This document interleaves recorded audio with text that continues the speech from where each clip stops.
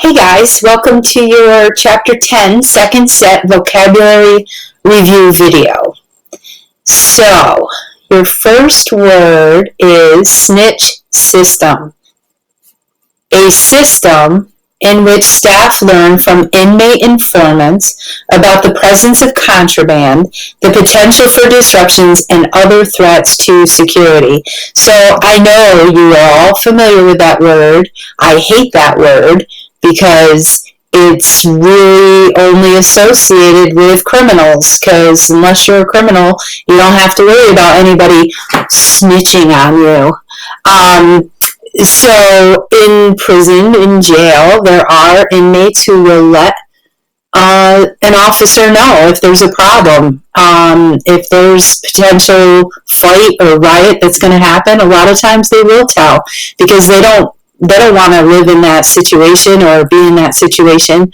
And so it's basically just what it sounds like. They will let the officers know on the DL about something that's going on. So an easy way to remember it, you've got your word system right here, second word in the definition, second word in the term. So, classification facility. This should sound familiar since you had your notes and lecture last week where we talked about classification facilities. So the definition in your textbook, it's a facility, look at that, same word, facility, to which newly sentenced offenders are taken, so that, there's a typo there, are taken so that their security risks and needs can be assessed and they can be assigned to a permanent institution. So I don't really need to say a lot about this because I said a lot about it last week in our notes and lecture. Just remember, in New York, the two that we have are Elmira and Downstate. We call them reception centers. Classification facility is the same thing as a reception center. You go to reception to be classified. Same thing. And our next two words you had last week as well. Security level and custody level. So security level is a designation applied to a facility to describe the measures taken both inside and outside to preserve security and custody. Look at that, the word security in the definition in the term. Facilities have security level. People, inmates, have custody levels. So custody level is the classification assigned to an inmate, a person, to indicate the degree of precaution that needs to be taken when working with that inmate. So you just need to remember that custody is about the inmate, the person, and security is about the actual physical building of the prison. Okay? I told you guys were going to need to know these. Look at that. It's on your quiz. Okay. Our next term here is co-correctional facility. And I know you guys have heard of co-ed, co-educational, boys and girls together. So co-correctional is men and women together. So it's usually small minimum security institutions that house both men and women with the goal of normalizing the prison environment by integrating the daytime activities of the sexes. So remember, your minimum security are people that are going to get out pretty darn soon. And if they're going to go back into the world, we want them to, it shouldn't be like a big shock to their system. We want to try to normalize it as much as we can. And this is not to say that every minimum security facility is co-ed, but there are some. And so, you know, you're going to deal with the opposite sex when you get back out into the world. Let's start normalizing that a little bit here in these minimum security institutions. You will not find a co-ed prison in medium or maximum security. Just too dangerous. So a lockup we never really talked about that. A lockup is a very short-term holding facility that is frequently located in or near an urban police agency so that suspects can be held pending further inquiry. Well, it's used for a few other things besides pending further inquiry.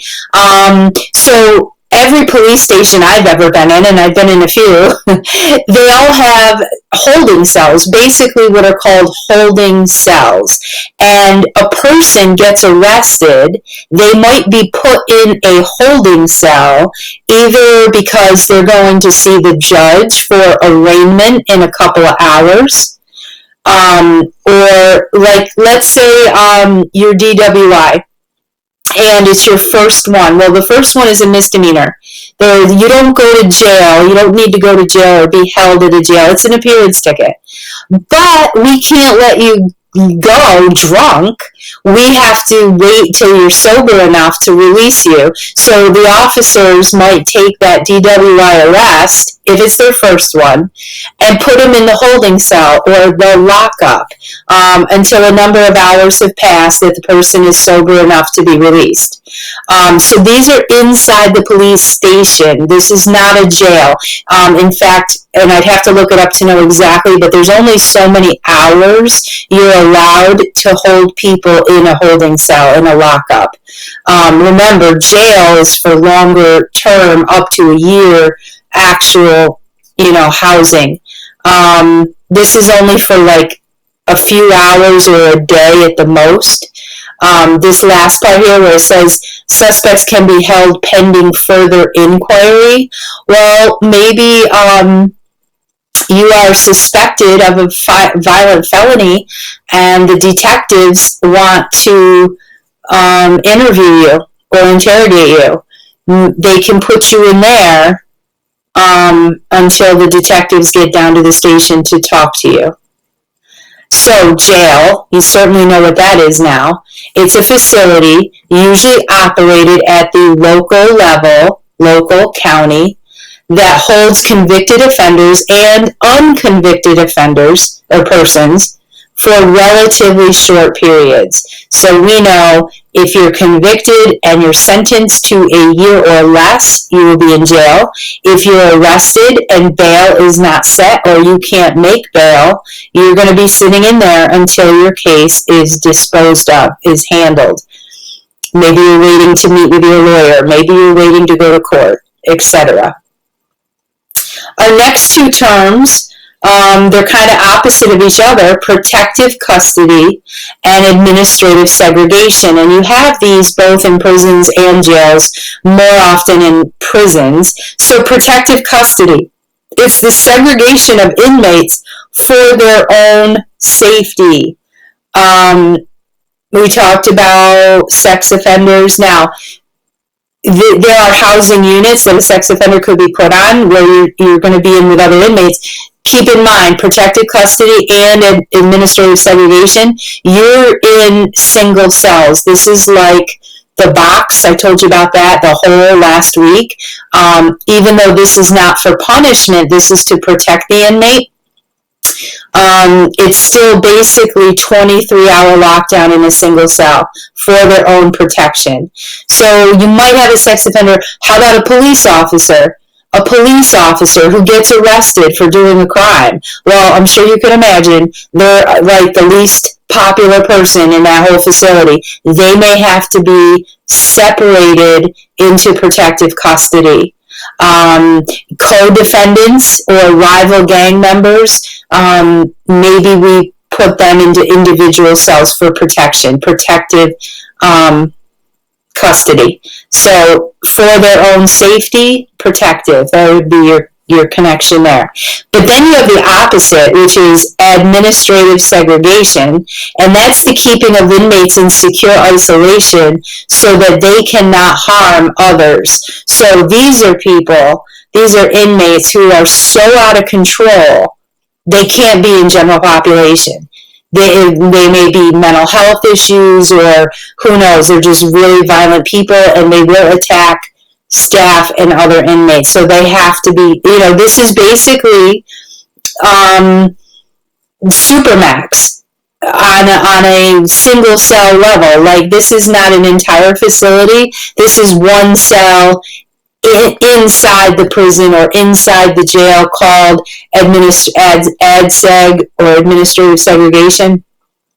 You're not going to, you may be kept there for a really long time, but generally it's not a long time. Like, let's say you get into a fight in your housing unit or in the yard, you get in a fight with another inmate, you're going to be sent to administrative segregation for a while. That might be like your punishment. So that's, I don't know what else to say about that. Okay, and our last term, you're not going to believe this, but this is true. So, conjugal visits. Conjugal visits.